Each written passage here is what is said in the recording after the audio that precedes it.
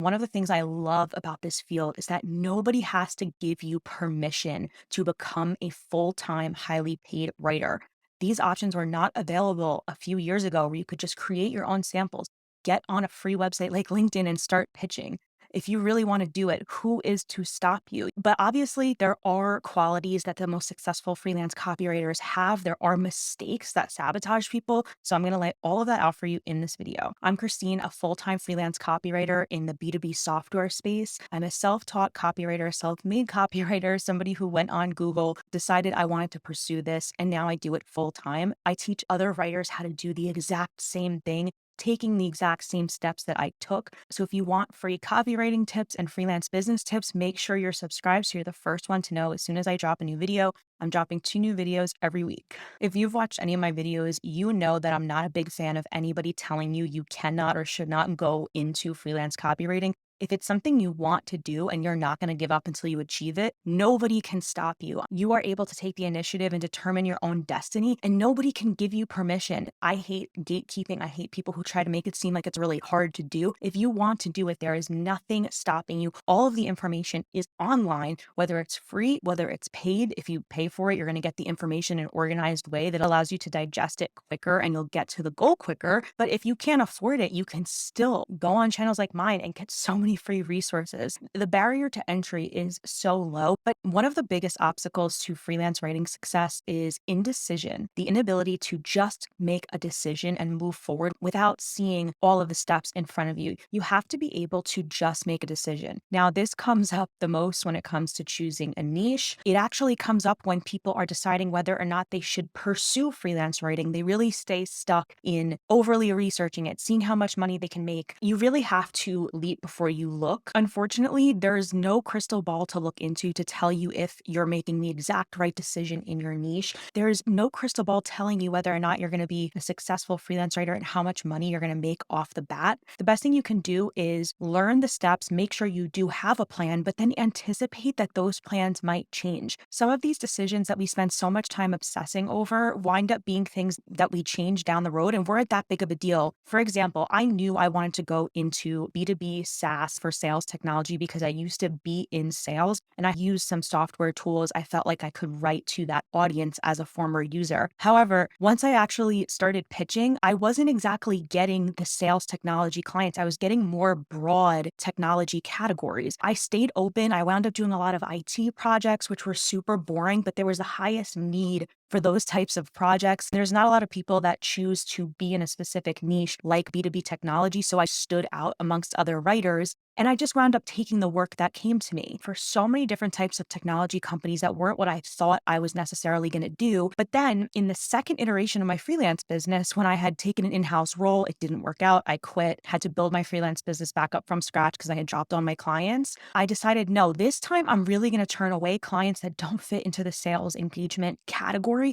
And I'm going to narrow in on this very specific niche because I knew doing that would increase my income. And I knew I was experienced enough at this point to go after the companies I was looking for. And I had a really built up portfolio. It's a winding path. It's not as simple as, oh, I'm going to pursue this niche and go for this exact type of client. You have to start broader with your niche in the beginning and then see what your sweet spot is. You're better off just taking the action instead of trying your hardest to make the right decision and make sure that nothing's going to go wrong, because in the end of the day, things are going to go wrong. It's just the nature of freelancing and any career trajectory. There are going to be bumps in the road. Now, this next point is going to sound very similar to the first one, but you need the ability to shift from learning to doing. And I think I'm guilty of this as well. Sometimes I go really deep on certain topics and I gather so much information, but I don't actually take action on the information. You need to be somebody who, if you read a book or if you take a course or you listen to a podcast, you're going to take the information you learned and do something with it. Now, that's not always easy because sometimes people put out content online that sounds good. It's high quality from a visual standpoint. They have all the sound effects, but you don't actually walk away knowing what to do and what next steps to take. That's something I try to combat on this YouTube channel, which is actually putting out step-by-step instructions on how to do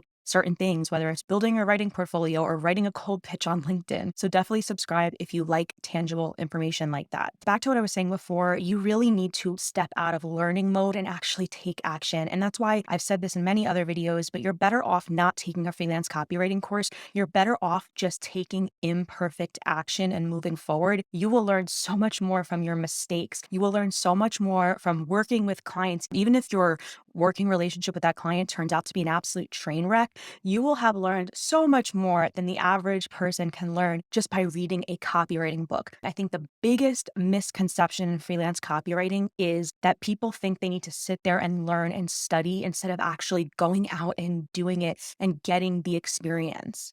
I think the reason for this is that we're so stuck in like the school mentality of like you go to school, you get a degree in something, and then you can go out into the world and start working. In reality, you have to have experience, the real life experience. That is the most informational, most valuable learning opportunity you can get, even if you stumble and fall, versus just staying in learning mode. One of the ways you can shift from learning to doing is checking out the playlist on my YouTube channel about how to get started as a freelance copywriter. If you listen to that entire playlist, you will be able to take action and get started and take your first few steps, getting on LinkedIn, cold pitching, filling out your profile, building a website, all of those introductory steps to just get the ball rolling. I created that playlist specifically because it's how I learn on YouTube. I will find somebody who I want to learn from, and I will create a playlist myself of all of their videos and get that free education. If the creator themselves actually puts together a playlist, they just make it that much easier. And that's what I've done for you. So definitely check out that playlist here. The next attribute that you absolutely must have as a new freelancer is to know when good enough is better than perfect, and to know when done is better than perfect.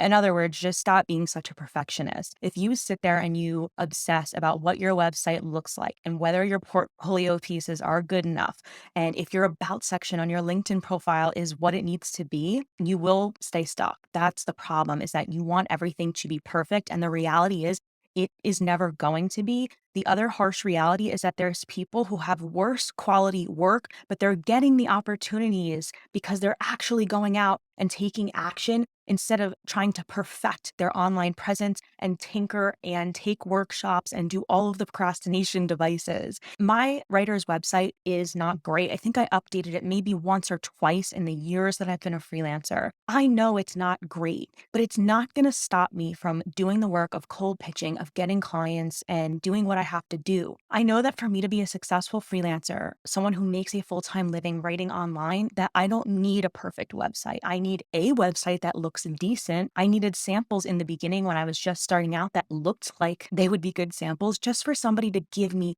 that first chance. And once I had that first client who gave me that first chance, I was off to the races. Slowly, other clients came and I was able to build up a real portfolio. Just let things be messy in the beginning. Just figure things out as you go, take action, and then tweak as you go. Something that really helped me, because although I don't consider myself a perfectionist, I definitely tend to get caught in what they call black or white thinking. When it comes to certain things in life, I have the mentality of, if I'm not going to do this right, there's no point in doing it at all. The biggest area where this happened was with my weight loss. I took a diet and nutrition program where it required you to track what you ate in a day. As you can imagine, something like how many calories are in food and logging something like that, although there's technology and apps that make it really easy, it's really hard to do it perfectly. If I would go out to eat, or somebody would make something for me where I couldn't add up all the calories, myself and all the other women in the program would get really flustered and stressed out of like, oh my God, I don't know if I should eat this because I don't know if I'm going to be able to log it. And the nutritionist and the coach in the program was like, in this program, we're doing B minus effort. We are not perfect. We are not striving for perfection. We're striving for consistently. So I want B minus effort from you. And her definition of B minus effort was like, you do what you need to do. It's not perfect, but it still makes the grade and it's still okay. It's still a passing grade. So I encourage you to give your online presence or anything you're struggling with right now in your freelance business B minus effort. Don't try to be perfect. And that segues perfectly into the next tip. Small, consistent steps daily over a long period of time are going to be way more effective than short sprints, these short explosions where you send a ton of cold pitches and you do a ton of work in your freelance business and then you don't look at it again for another week. Don't be that person that puts all the effort in up front. You get off to a really strong start and then you fall off once the motivation and the excitement fades. We are all guilty of this, whether it's the gym or any other type of goal we've gone to pursue. We get really excited and motivated, and we are perfect for the first couple days, weeks, or months. But then slowly the excitement wears off and the motivation isn't there. Now, if you've been consuming any of my content, you know that I believe strongly in the numbers game when it comes to landing high paying freelance clients by cold pitching. The more pitches you send, the more calls you take, naturally, the more clients you will get, the higher paying clients you will eventually get. However, when it comes to setting the goals, this is a big obstacle in my course, 30 Days to Paid. You have to set something that you know you can stick to. If 10 to 15 pitches per day is too much for you, be real with yourself and just pick a goal that's within your reach. The goal is going to change as you progress in your freelance business. Right now, I'm committing to 5 pitches per week. We have an accountability cold pitch challenge within my Slack coaching group in the 30 Days to Paid course. Each writer, depending on where they are in their freelance journey, is going to have higher amounts of pitches to send each day or lower. For me, my workload is already basically at max, so I'm cold pitching at this point to find higher paying clients to replace lower paying clients. That's only going to take about 5 pitches per week, and I know I can commit to that. Even though more is better, what you can actually stick to long term until you reach the goal is best. Stay consistent, even if it means taking a little bit less action. One of the major problems is that people just come onto things really, really strong. They do so much in the beginning and they eventually drop off. You are just better off taking baby steps, staying consistent, and doing this for the long haul. Inconsistency is going to be one of the biggest killers in your freelance business. So anything you can do to stay consistent is going to be key. One of the biggest attributes you need as a freelancer is resourcefulness. This comes into play in 2 different ways. Number one, as a freelance solopreneur, you are responsible for everything. You will be responsible for getting clients, completing the work for the client, invoicing the client, chasing the payment from the client if they don't pay you on time, doing your taxes, creating all of your own marketing materials, sending all of your own emails. Full-time freelance copywriters have so many responsibilities, so you really need the ability to figure things out yourself, but you also need the ability to figure things out for your clients. You can't be somebody who depends on the client to spoon feed you work. You need to come to the table with your own ideas. Something I noticed online in general, ever since I got online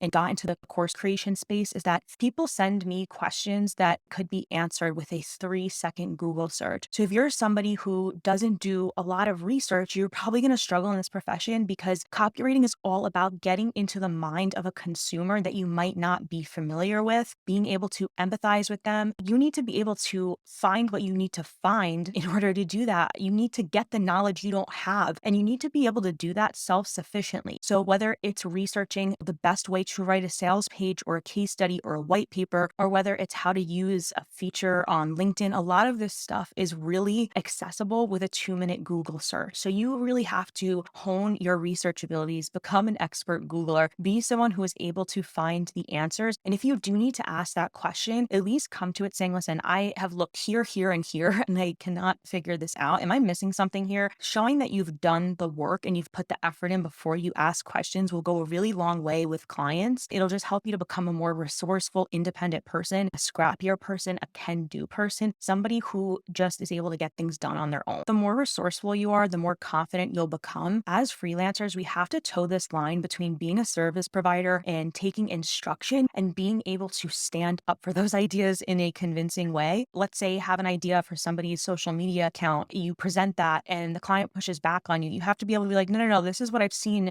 and this is why I think this would be great. And if you are able to persuade them and they try a strategy that you recommended and it works, you will ultimately be seen as an expert. If you don't bring anything to the table at all, your client really won't feel like they're getting great service from you. The more resourceful and independent and scrappy you can be, the bigger asset you become to a client. So it's really worth honing that ability. If you've made it this far, thank you so much. Go to this playlist I'm going to recommend right here. It's going to put you on the path to getting started as a freelance copywriter. And I really hope these resources are helpful to you in your journey. See ya.